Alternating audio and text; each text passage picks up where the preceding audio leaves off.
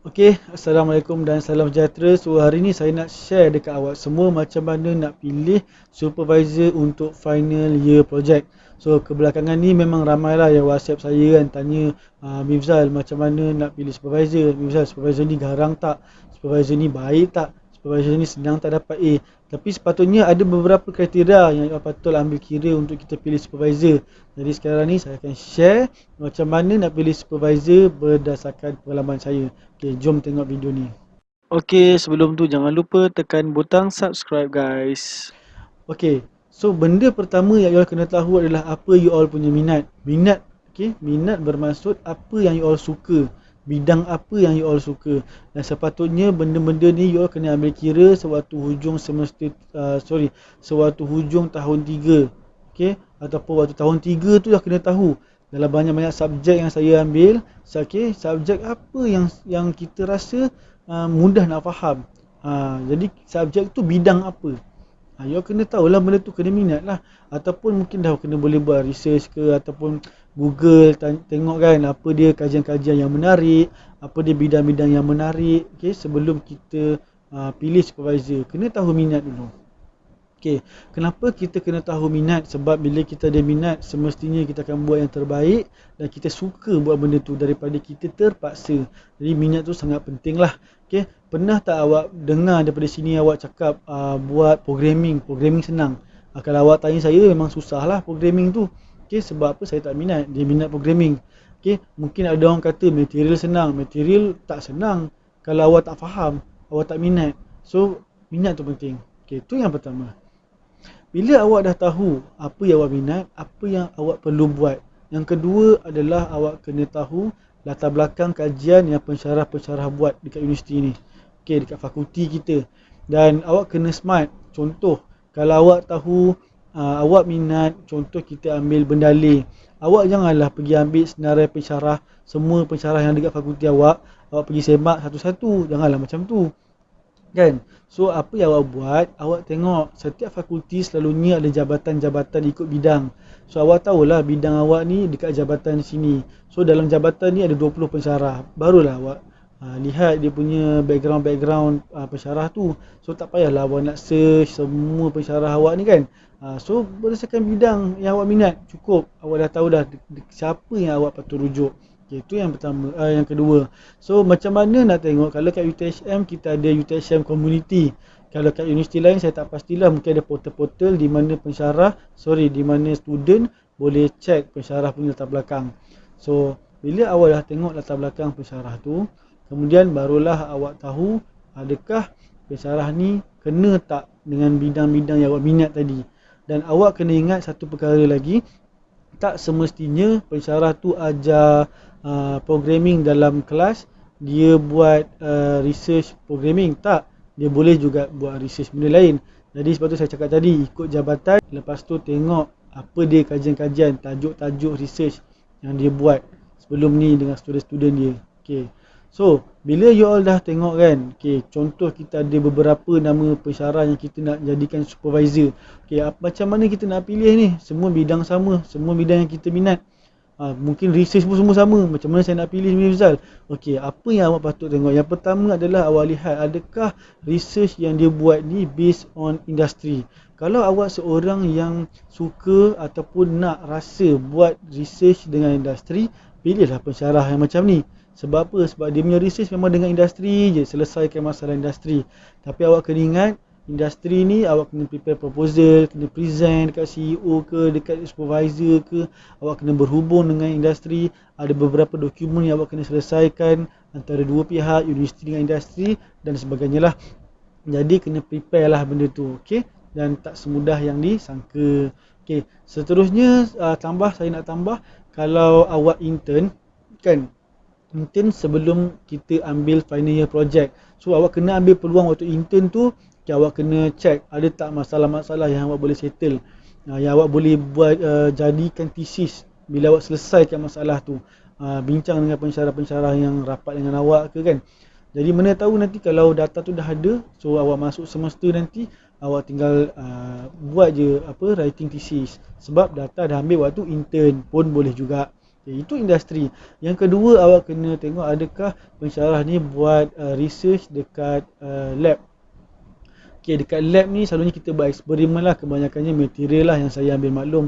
Dekat bidang saya mechanical, kebanyakan yang pergi lab ni adalah student-student yang buat material. So kalau awak rasa awak suka nak pergi buat eksperimen, suka nak pergi lab, jadi pilihlah pensyarah yang macam ni. Itu yang kedua lah. Yang ketiga, mungkin awak boleh tengok adakah pensyarah ni dia banyak more on design pun ada juga. Kita buat eksperimen tadi tu, dia buat design, lepas tu dia simulate. Jadi tapi benda-benda macam ni awak kena nilai juga device yang awak ada, laptop yang awak ada, support tak dengan software-software yang sekarang ni. Kalau tak support, jangan ambil risiko. Saya ada pengalaman kawan-kawan saya yang perlu beli laptop baru. Dan COVID pula, kita tak tahu kita balik universiti ke tak kan. Tak boleh pergi lab, computer lab, kenalah guna laptop sendiri. Jadi awak kena check baliklah software-software sekarang ni kan. Kalau awak nak buat design, awak nak buat simulation, boleh tak laptop awak ni support. Awak kena nilai juga. Dan yang terakhir, awak kena lihat mungkin pensyarah-pensyarah ni dah ada grant, ni dah ada projek khas, dia dah ada fund, dah ada duit. Seronoknya adalah mungkin dia boleh bagi allowance lah. Tapi ada juga yang dia memilih juga student, mungkin kena interview ke, nak tengok skill yang awak ada, CGPA yang awak ada, nak bayar kan. So boleh juga. Manalah tahu kalau grant tu kena dengan benda yang awak minat, so awak boleh terus ambil pensyarah ni kan, pun tak ada masalah. Jadi inilah benda-benda yang awak kena nilai, benda-benda yang awak kena tengok latar belakang, tajuk-tajuk research yang pernah dibuat oleh pensyarah ni. So kalau awak dah tahu apa minat awak, nilai. Sama ada dia buat dengan industri, sama ada dia buat eksperimen dalam lab, sama ada dia buat design, buat simulation menggunakan software-software, ataupun dia seorang yang memang dah ada grant projek khas pun boleh.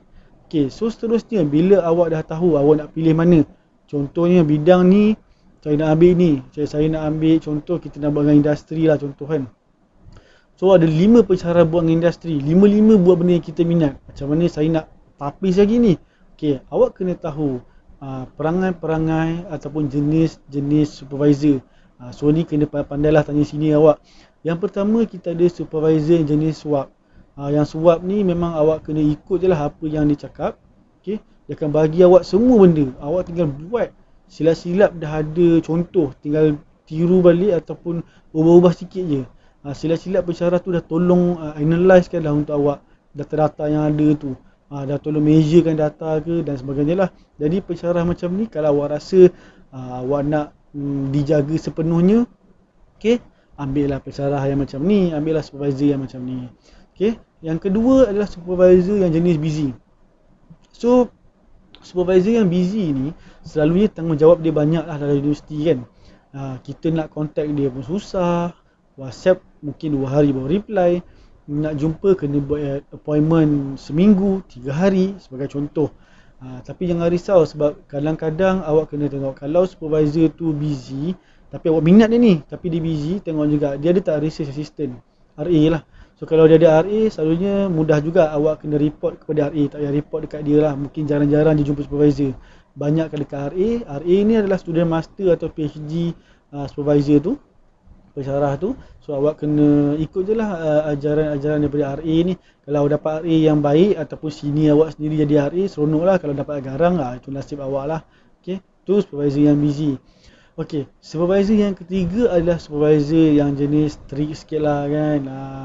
Tapi yang strict ni selalunya dia bagi kebebasan dekat kita tau. Jadi kita boleh buat apa kita nak. You all boleh decide, you all boleh propose tajuk apa you all nak buat. Lepas tu contohnya dalam thesis tu, dia bukan jenis yang nak suap-suap awak ni, tak ada. Supervisor pertama tadi dia suap kan, awak buat macam ni. Kali ni tak, awak buatlah macam mana nak buat. Lepas tu awak datang jumpa saya, awak tunjuk saya. Kalau salah, saya ajar. Tapi bagus supervisor macam ni, dia akan mengajar awak. Awak akan tahu banyak ilmu. Awak boleh belajar banyak benda. Dan awak buat sendiri kan, so awak akan lebih faham lah. Ini supervisor yang ketiga lah. Supervisor yang keempat adalah supervisor yang pendiam. Ini agak seram sikit lah. Dia diam kan, dia tak tanya perkembangan macam mana. So you all WhatsApp pun mungkin tak reply kan. So benda-benda macam ni you all kena nilai lah. Kalau you all rasa you all memang nak kebebasan sepenuhnya, ambil lah supervisor yang diam tadi, you buat, dah sekali hantar, siap. Jadi awak kena nilai lah jenis-jenis supervisor ni yang mana awak minat. Okay, so macam saya cakap tadi lah, semuanya bergantung kepada awak sendiri lah, bukan bergantung kepada supervisor mana kita nak pilih ni. Bukan. Jadi sepatutnya awak kena tahu apa yang awak minat, dan awak seorang yang macam mana, dan awak perlukan seorang pensyarah yang macam mana. Jadi awak yang decide pensyarah yang macam mana.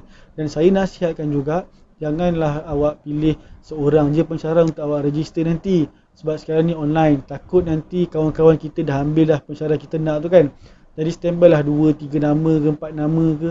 Okay, supaya kalau tak ada pilihan pertama adalah pilihan kedua, ketiga dan keempat. Okay, so inilah kriteria-kriteria yang you all perlu nilai.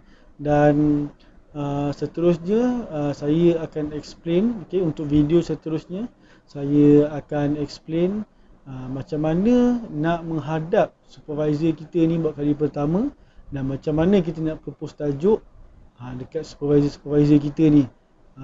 So benda ni penting jugalah.